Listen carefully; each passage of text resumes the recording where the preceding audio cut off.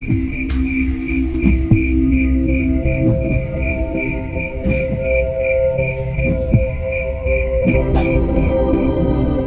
salah satu kampung yang ada di Pulau Jawa, Pak Suryo dikenal sebagai tukang gali kubur paling handal. Meski pekerjaannya sering dipandang sebelah mata, bagi Pak Suryo tugas ini adalah panggilan hidup. Ia merasa ada kehormatan tersendiri dalam membantu orang-orang mengantarkan keluarga mereka ke peristirahatan terakhir. Dengan cangkul yang selalu terawat, Pak Suryo menjalani rutinitasnya dengan ketekunan yang sama selama hampir 2 dekade. Setiap pagi ia memulai harinya dengan secangkir kopi hitam, ditemani ocehan burung yang hinggap di atas pohon mangga depan rumahnya. Setelah itu ia memeriksa hewan ternaknya. Jika ada tugas, Pak Suryo segera menuju pemakaman dengan langkah mantap, membawa peralatan kerjanya yang setia. Hari itu rutinitas Pak Suryo sedikit terganggu. Seorang tetangga datang terburu-buru ke rumahnya.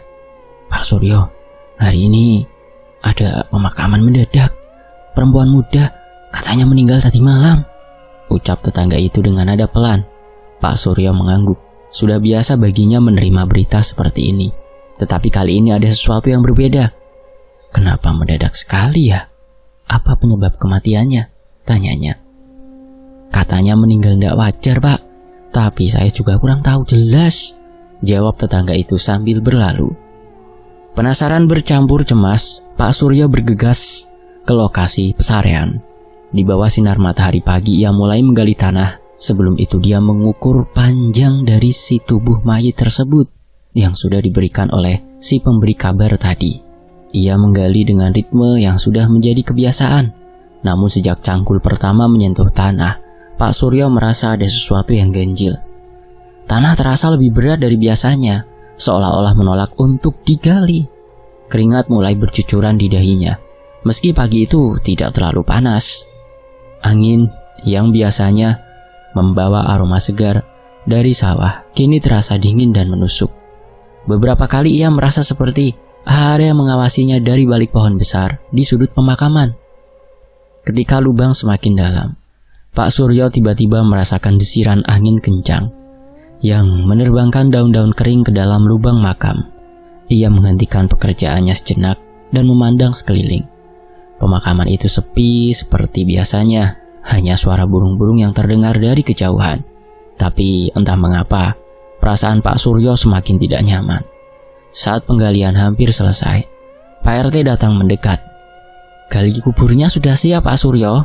"Sebentar lagi, Pak. Tapi mohon maaf, perempuan ini kenapa meninggalnya mendadak ya, Pak?" tanya Pak Suryo dengan hati-hati. Pak RT menghela nafas panjang. "Katanya sih kena santet, tapi saya juga tidak tahu pasti. Yang jelas keluarganya terlihat sangat terpukul." Perasaan gelisah Suryo semakin kuat, namun ia tetap menyelesaikan pekerjaannya dengan penuh tanggung jawab. Setelah semua selesai, ia duduk sejenak di bawah pohon rindang, mencoba menenangkan pikirannya. Tapi jauh di dalam hatinya, ia tahu bahwa hari ini bukan hari biasa. Ia merasa telah membuka pintu ke sesuatu yang tidak sepenuhnya ia pahami. Singkat cerita, setelah pemakaman selesai, ketika sore menjelang, Pak Suryo pulang dengan tubuh lelah, tetapi pikirannya terusik. Ia tidak tahu bahwa pengalaman menggali makam ini akan menjadi awal dari serangkaian kejadian gaib yang mengubah hidupnya. Sejak menggali makam perempuan muda itu, Pak Suryo merasa ada sesuatu yang berubah di sekelilingnya. Meski ia mencoba mengabaikan firasat aneh itu, kejadian-kejadian ganjil mulai muncul di rumahnya. Malam pertama setelah pemakaman, Pak Suryo duduk di teras rumahnya sambil menikmati secangkir teh. Angin malam berhembus lembut, membawa kesunyian khas desa kecil. Namun tiba-tiba ia mendengar suara seperti gesekan tanah. Suara itu berasal dari pekarangan belakang, di dekat sumur tua yang jarang digunakan. Pak Suryo bangkit perlahan, mencoba mencari asal suara. Dengan senter kecil di tangannya, ia berjalan ke arah sumur. Namun saat tiba di sana, tidak ada apa-apa selain daun-daun kering yang berserakan. Mungkin binatang liar yang lewat, gumamnya, meski hatinya berkata lain. Suara itu terasa terlalu aneh untuk berasal dari binatang kecil. Kejadian serupa berulang pada malam berikutnya. Kali ini disertai dengan bau bunga melati yang tiba-tiba menyengat di dalam rumah. Bau itu muncul tanpa sebab, dan anehnya hanya tercium di kamar tidur Pak Suryo dan istrinya. "Bu, apa ibu mencium sesuatu?" tanya Pak Suryo kepada istrinya yang sedang merapikan tempat tidur. "Iya Pak, kayak bau melati ya. Padahal kan kita nggak punya bunga melati di sini. Aneh banget," jawab istrinya dengan nada cemas. Pak Suryo hanya mengangguk pelan, berusaha menenangkan istrinya meski hatinya sendiri mulai gelisah. Malam itu, Pak Suryo mengalami mimpi buruk. Dalam mimpinya ia kembali berdiri di pemakaman, di depan makam yang baru saja ia gali. Namun lubang makam itu tidak tertutup seperti seharusnya. Dari dalam lubang muncul sosok perempuan dengan wajah yang kabur. Matanya kosong memandang Pak Suryo. Perempuan itu mengulurkan tangannya seolah meminta bantuan. Pak Suryo terbangun dengan nafas memburu dan keringat dingin membasahi dahinya. Ia melihat jam dinding menunjukkan pukul 2 pagi. Istrinya yang tidur di sampingnya juga tampak gelisah. "Ada apa, Pak?" tanya istrinya setengah terbangun. "Gak apa-apa, cuma mimpi," jawab Surya singkat, mencoba menyembunyikan kegelisahannya. Namun, keanehan tidak berhenti di situ. Istrinya mulai sering merasa merinding tanpa alasan saat berada di dapur atau pekarangan. Anak mereka yang masih kecil juga tiba-tiba menjadi rewel di malam hari, sering menangis tanpa sebab. "Pak, tadi aku lihat perempuan di dapur," kata anaknya suatu malam. Suryo tersentak mendengar ucapan itu. "Perempuan? Perempuan seperti apa?" tanyanya sambil mencoba tenang. Dia cuma berdiri di sana, Pak, terus hilang," jawab anaknya polos. Pak Suryo tidak ingin membuat keluarganya panik, tapi ia tahu ada sesuatu yang salah. Ia mulai teringat cerita Pak RT tentang perempuan yang meninggal itu, diduga terkena santet. Pak Suryo merasa apapun yang terjadi pada perempuan itu kini mulai merambat ke kehidupannya. Malam-malam berikutnya Pak Suryo semakin dihantui mimpi buruk, selalu tentang makam yang ia gali. Setiap kali ia mencoba tidur, wajah perempuan itu muncul dalam pikirannya, memanggilnya dengan suara yang lirih namun memekakkan. "Bu, ada yang tidak beres. Aku tidak tahu apa ini karena pekerjaan kemarin atau apa," kata Suryo kepada istrinya suatu malam. "Kita harus hati-hati, Pak. Aku juga ngerasa nggak tenang akhir-akhir ini," jawab istrinya dengan nada cemas. Pak Suryo menyadari apapun yang sedang terjadi, ia tidak bisa mengabaikannya lebih lama lagi. Kejadian aneh ini tidak hanya mengganggunya, tetapi juga keluarganya. Dan ia tahu, ini baru permulaan dari sesuatu yang lebih besar dan lebih menyeramkan. Di lain hari itu Pak Suryo mendapat tugas kembali menggali makam untuk seorang lelaki tua yang meninggal karena sakit. Seperti biasa, ia datang ke pesarean pagi-pagi sebelum keramaian prosesi dimulai. Dengan cangkul di tangannya, Pak Suryo memulai pekerjaannya. Namun saat ia menggali, matanya tanpa sengaja tertuju pada makam perempuan muda yang baru ia gali beberapa hari lalu. Gundukannya masih tinggi. Makam itu tampak biasa saja, tetapi entah kenapa pandangan Suryo terasa terpaku lebih lama dari biasanya. Di sela-sela pekerjaannya, ia merasa seperti ada sesuatu yang bergerak di sekitar makam itu. Sekilas ia melihat bayangan melintas cepat di antara pepohonan yang tumbuh di pinggir pemakaman. Pak Suryo menghentikan cangkulnya, mengusap peluh di dahinya, dan menajamkan pendengarannya. Saat itulah ia mendengar suara samar seperti rintihan. Suara itu terdengar pelan, tetapi jelas berasal dari arah makam perempuan itu. Hanya angin, gumamnya pada dirinya sendiri, mencoba mengenyahkan rasa takut yang mulai merayap. Tetapi suara itu terus terdengar, seperti seseorang yang menangis lirih. Dengan langkah ragu, Pak Suryo mendekati makam perempuan itu. Ia berdiri di sana, mencoba mencari sumber suara. Namun suara itu tiba-tiba berhenti, digantikan oleh kesunyian yang begitu dalam, hingga ia bisa mendengar degup jantungnya sendiri. Pak Suryo mencoba mengabaikan apa yang baru saja ia alami dan kembali bekerja. Namun sepanjang hari itu, pikirannya terganggu. Saat pulang, ia melewati jalan setapak yang biasa ia lalui dari pemakaman ke rumahnya. Di tengah perjalanan, seorang warga desa, Pak Darno, menghentikannya. "Pak Suryo, tadi saya ke pesarean, ada yang aneh lu," kata Pak Darmo dengan nada serius. "Aneh bagaimana, Pak Darmo?" tanya Pak Suryo, mencoba menahan rasa khawatir. "Iya, kuburan perempuan muda itu. Saya lihat dari jauh, tanahnya seperti bergerak-gerak. Nah, tapi pas saya dekati, ya biasa saja. Saya pikir cuma perasaan saya, tapi saya dengar beberapa warga juga ngerasain yang sama kok, melihat itu, jawab Pak Darno sambil menggelengkan kepala. Pak Suryo merinding mendengar cerita itu. Ia tahu bahwa sesuatu yang tidak wajar sedang terjadi, tetapi ia tidak tahu harus berbuat apa. Keesokan harinya, berita tentang keanehan di pemakaman mulai menyebar. Beberapa warga mengaku melihat bayangan melintas di sekitar makam perempuan itu pada malam hari. Ada juga yang mendengar suara tangisan di tengah malam, meskipun tidak ada siapa-siapa di sana. Warga sini mulai takut, Pak Suryo, kata Bu Warti, salah satu tetangga. Semua ini dimulai sejak perempuan itu dikubur, jangan-jangan dia belum tenang. Pak Suryo hanya mengangguk. Meskipun di dalam hatinya ia merasa bersalah. Apakah ada hubungannya dengan cara ia menggali makam itu? Ataukah ini sesuatu yang lain? Sesuatu yang jauh lebih besar dari dirinya? Malam itu Pak Suryo kembali dihantui mimpi buruk. Ia bermimpi berdiri di pemakaman yang sama dalam kegelapan. Dari kejauhan, ia melihat makam perempuan itu dan tanahnya seperti bergetar. Tiba-tiba, sosok perempuan muda itu muncul di hadapannya. Wajahnya pucat dan matanya menatap tajam. Kembalikan aku ke dunia. Aku belum selesai dengan dunia ini. Suara itu terdengar menggema, membuat Surya terbangun dengan nafas tersengal. Pak Suryo tidak bisa lagi mengabaikan apa yang terjadi. Ia merasa teror ini bukan hanya tentang dirinya, tetapi juga warga desa yang mulai diliputi ketakutan. Ia sadar, ia harus mencari tahu apa yang sebenarnya terjadi sebelum semuanya semakin buruk. Pak Suryo tidak lagi bisa menahan kegelisahannya. Keanehan di pesarean, mimpi buruk, dan bisikan warga desa seolah menuntutnya untuk menemukan jawaban. Pada suatu sore, ia memutuskan pergi ke rumah Pak Joyo, sesepuh desa yang terkenal bijak dan sering dimintai pendapat dalam masalah-masalah misterius seperti masalah gaib ini. Pak Joyo menyambut Suryo dengan ramah. Ia duduk di kursi kayu tua di beranda rumahnya sambil menghisap rokok linting yang mengepul tipis. Ada apa, Suryo? Wajahmu kelihatan tidak tenang ya? Tanya Pak Joyo sambil mempersilahkan Suryo duduk. Anu Pak, begini. Akhir-akhir ini ada banyak keanehan yang saya alami. Terutama setelah saya menggali makam perempuan muda itu. Saya dengar warga juga mulai takut. Saya ingin tahu siapa sebenarnya perempuan itu.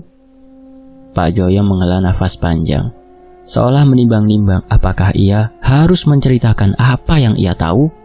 Setelah beberapa saat ia berkata, perempuan itu namanya Lestari. Dia anak tunggal dari keluarga biasa-biasa saja. Tapi beberapa bulan sebelum kematiannya, keluarganya terlibat masalah yang tidak diketahui banyak orang. Pak Joyo melanjutkan ceritanya. Rupanya, Lestari adalah korban dari ritual mistis yang melibatkan beberapa orang. Ayahnya dalam usaha untuk mendapatkan kekayaan dengan cepat, mengikuti saran seorang dukun untuk melakukan ritual menggunakan darah manusia. Tidak ada yang tahu bagaimana ritual itu dilakukan, tetapi yang jelas, Lestari menjadi korban. Orang-orang bilang Lestari meninggal bukan karena sakit biasa. Ada yang bilang kena santet lah, ada sesuatu yang mengerikan terjadi padanya sebelum ia mati. Nah, yang menurut saya itu, dia sudah jadi korban untuk ritual, kata Pak Joyo dengan suara berat. Pak Suryo merasakan hawa dingin merayap di tengkuknya. Apa ritual itu berhasil, Pak? Tanyanya dengan suara pelan. Pak Joyo menggeleng pelan. Aku tidak tahu pasti. Tapi sejak kematian Lestari, keluarganya pergi dari desa ini tanpa kabar. Mungkin karena rasa malu atau mungkin karena takut dengan akibat dari apa yang mereka lakukan. Jadi, apakah benar arwah Lestari tidak tenang, Pak? Suryo bertanya, mencoba memahami apa yang sebenarnya terjadi. Pak Joyo mengangguk pelan. Banyak orang percaya begitu. Kalau ritual itu dilakukan dengan cara yang salah, atau kalau korban merasa sakit hati dan dendam, arwahnya ya tidak akan tenang. Bisa jadi itulah yang sekarang mengganggumu dan para warga. Pak Joyo menatap Suryo dengan serius. Suryo, kamu harus berhati-hati. Apa yang kamu alami itu bukan hal biasa. Jangan lupa berdoa dan minta perlindungan. Dan kalau kamu merasa masalah ini semakin buruk, kita mungkin perlu meminta bantuan orang yang mengerti soal ini. Suryo mengangguk. Meski hatinya masih penuh pertanyaan, ia pamit kepada Pak Joyo dengan perasaan campur aduk. Kisah tentang Lestari membuatnya sadar bahwa apa yang sedang terjadi bukan sekedar kebetulan. Sepanjang perjalanan pulang, Suryo terus memikirkan kata-kata Pak Joyo. Ia merasa harus melakukan sesuatu untuk membantu arwah Lestari menemukan ketenangan. Tetapi ia juga takut terlibat lebih jauh dalam sesuatu yang ia tidak pahami.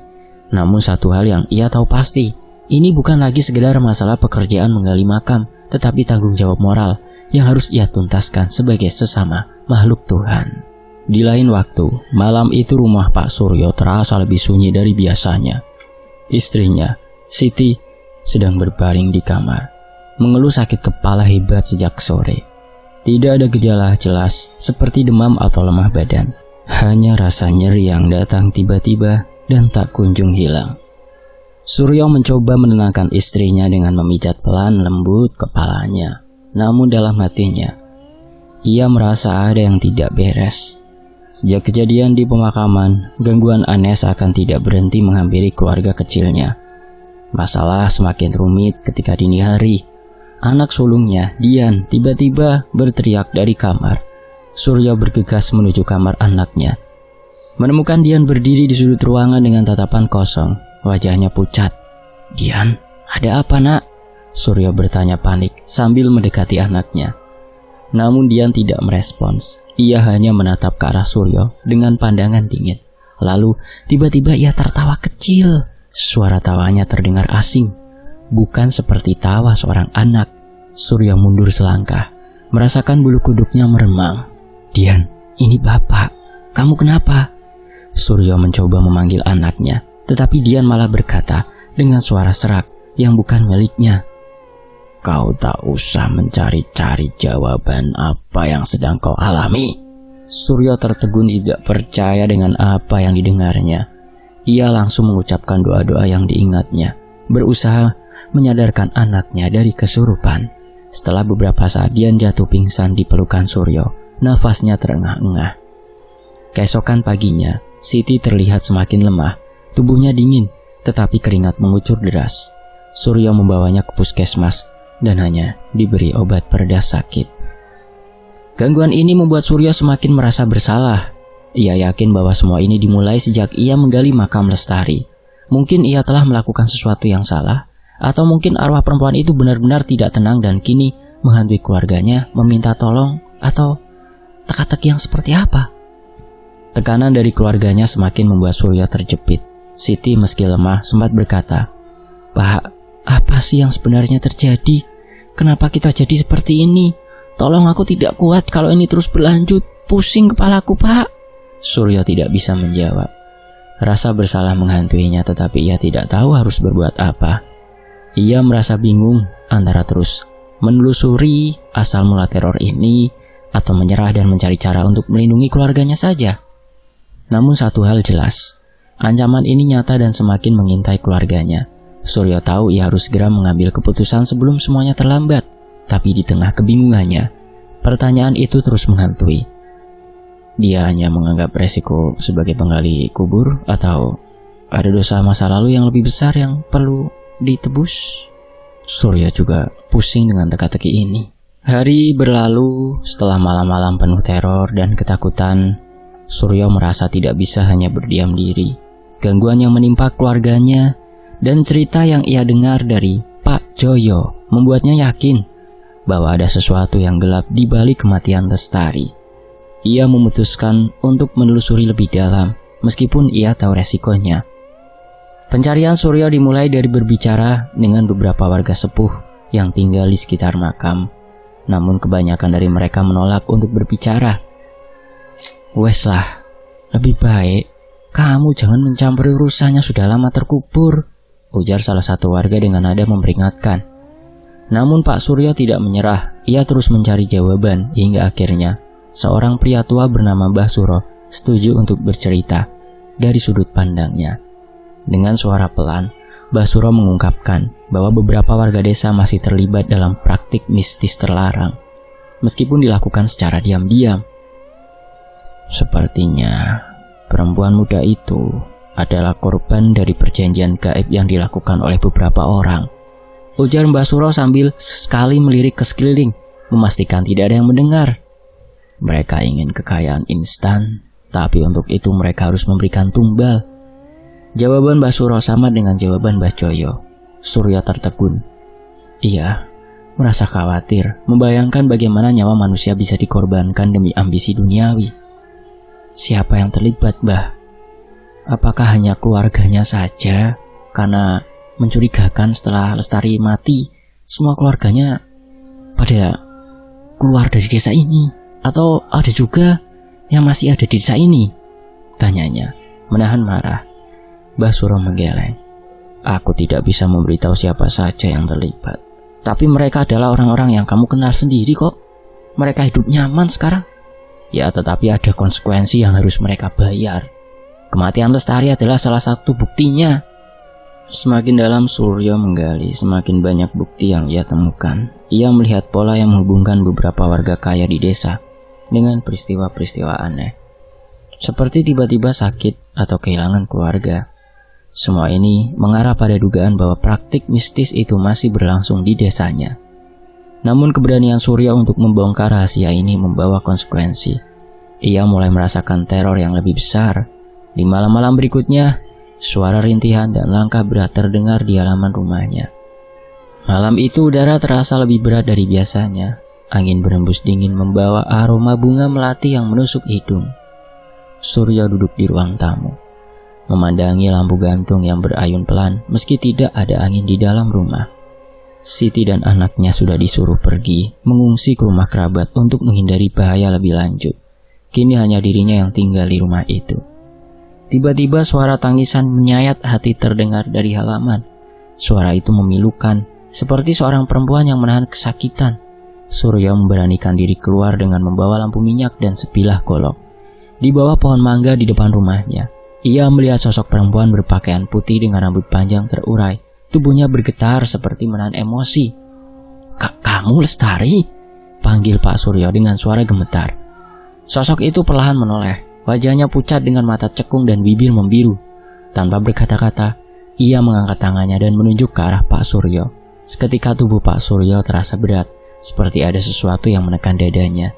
Ia terjatuh, terengah-engah mencoba melawan rasa takut yang melumpuhkannya. "Tolong aku!" Suara perempuan itu terdengar menggema, bukan hanya dari mulutnya, tetapi seolah datang dari segala arah. Pak Suryo mencoba menjawab, tetapi suaranya tercekat. Dalam ketakutannya, Pak Suryo teringat nasihat Pak Joyo. "Jika kau ingin menolong, kau harus membebaskannya." Pak Suryo memutuskan untuk meminta bantuan, tetapi ia tahu bahwa ini harus segera dilakukan sebelum teror itu merenggut nyawanya. Keesokan harinya Suryo menemui seorang ustadz setempat bernama Pak Rifai, seorang pemuka agama yang dikenal mampu menghadapi gangguan gaib. Pak Suryo menceritakan semua yang ia alami, termasuk kecurigaannya terhadap warga yang terlibat dalam praktik mistis terlarang. Pak Rifai mendengarkan dengan seksama.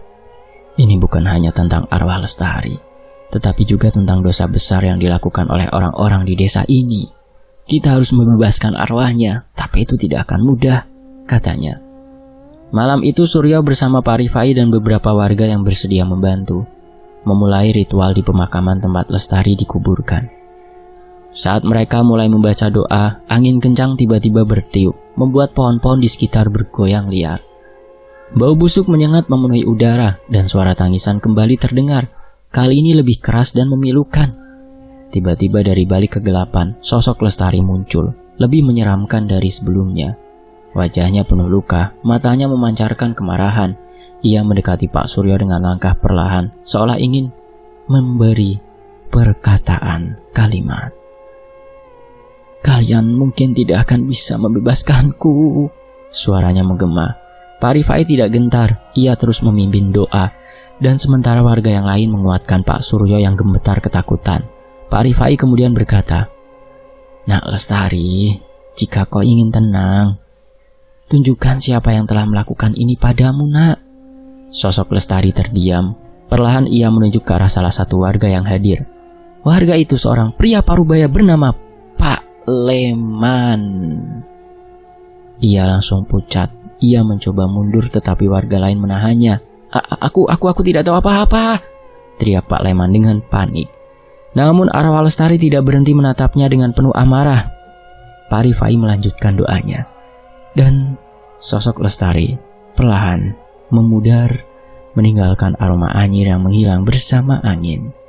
Pak Leman akhirnya mengaku bahwa ia dan beberapa warga lain terlibat dalam ritual mistis yang menggunakan Lestari sebagai tumbal, termasuk juga bapaknya Lestari. Pengakuannya mengejutkan semua orang dan memicu kemarahan warga. Malam itu menjadi puncak dari segala teror yang dialami Pak Suryo. Arwah Lestari akhirnya tenang, tetapi konflik dengan warga yang terlibat dalam praktik mistis masih belum selesai. Namun, bagi Pak Suryo, ini adalah awal dari penebusan dosa desa kecil itu, sekaligus akhir dari mimpi buruk yang telah menghantui dirinya dan keluarganya. Sementara itu, ba'da subuh, saat matahari mulai muncul, suasana di pemakaman terasa lebih tenang. Angin berhembus lembut membawa aroma dedaunan basah sehabis hujan malam sebelumnya. Pak Suryo duduk di dekat makam Lestari, ditemani Pak Ustadz Rifai dan beberapa warga. Ritual doa yang mereka lakukan semalam telah berakhir dan arwah Lestari diyakini sudah tenang. Pak Rifai menaburkan air doa di atas makam itu sembari berucap, "Semoga kau mendapat tempat yang damai di sisinya, nak." Pak Suryo memejamkan mata, mengiringkan doa dalam hatinya. Ia merasakan beban berat yang selama ini menekannya perlahan menghilang. Setelah kejadian malam, pengakuan Pak Leman dan beberapa warga yang terlibat dalam ritual mistis tersebar di desa. Mereka mengakui bahwa Lestari dijadikan tumbal dalam perjanjian gaib untuk memperoleh kekayaan. Namun bukannya mendapat keberuntungan, mereka justru dilanda musibah beruntun. Salah seorang pelaku dari mereka jatuh sakit misterius, sementara yang lain mengalami kerugian besar dalam usaha mereka. Para pelaku dipanggil ke balai desa untuk mempertanggungjawabkan perbuatan mereka. Warga yang marah menuntut agar mereka segera bertaubat dan meninggalkan praktek mistis yang merugikan. Di bawah bimbingan Pak Ustadz Rifai, para pelaku akhirnya bersedia memutuskan perjanjian gaib tersebut dengan ritual doa dan taubat yang dipimpin oleh Ustadz tersebut. Kini, di rumah Pak Suryo kembali merasakan ketenangan. Istrinya, Siti yang sempat jatuh sakit, kini sudah pulih. Anak-anaknya juga terlihat ceria bermain di halaman, tanpa bayangan rasa takut yang dulu menyelimuti mereka. Suatu sore Siti menyajikan teh hangat untuk Pak Suryo yang sedang duduk di teras. "Semua sudah selesai ya, Pak. Kita harus banyak bersyukur, Pak," ucapnya sambil tersenyum lembut. Pak Suryo mengangguk. "Iya, Bu. Bapak bersyukur kita semua masih selamat dari semua ini. Tapi aku juga belajar bahwa pekerjaan kita, sekecil apapun, punya tanggung jawab besar. Aku tidak boleh lagi hanya memikirkan tugas saja, tapi juga dampak dari apa yang akan kita lakukan." Malam itu, sebelum tidur, Pak Suryo memanjatkan doa untuk keluarganya. Ia meminta perlindungan agar mereka dijauhkan dari segala mara bahaya, baik yang terlihat maupun tidak terlihat. Ia juga berjanji pada dirinya sendiri untuk lebih mendekatkan diri kepada Tuhan dan menjalani hidup dengan lebih berhati-hati. Beberapa minggu kemudian, suasana desa kembali normal. Pemakaman yang sebelumnya terasa angker kini menjadi tempat yang damai. Pak Suryo kembali menjalankan pekerjaannya sebagai tukang gali kubur dengan penuh tanggung jawab, tetapi kali ini dengan rasa hormat yang lebih besar terhadap apa yang ia kerjakan. Warga desa pun seolah mendapatkan pelajaran berharga dari peristiwa ini. Mereka mulai menjauhi praktik-praktik mistis syirik yang selama ini mereka anggap sebagai jalan pintas menuju kekayaan. Desa kecil itu kembali tentram, seperti pagi yang selalu membawa harapan baru. Bagi Pak Suryo, ini adalah babak baru dalam hidupnya. Ia tidak hanya berhasil melewati teror yang menghantui keluarganya, tetapi juga menjadi pengingat bagi dirinya dan orang-orang di sekitarnya bahwa kejahatan sekecil apapun akan selalu menemukan jalannya untuk kembali kepada pelakunya. Selesai. Demikianlah sebuah kisah dari Pak Suryo, seorang tukang gali kubur. Semoga bisa menghibur. Sampai jumpa di kisah lainnya. Fakta sejarah pamit. Mohon maaf kalau ada salah kata atau dalam mengucapkan kalimatnya agak belepotan atau gimana ya. Intinya saya niatnya untuk menghibur saja. Sampai jumpa di kisah lainnya. Wassalamualaikum warahmatullahi wabarakatuh. Tetap di Fakta Sejarah. Alhamdulillah.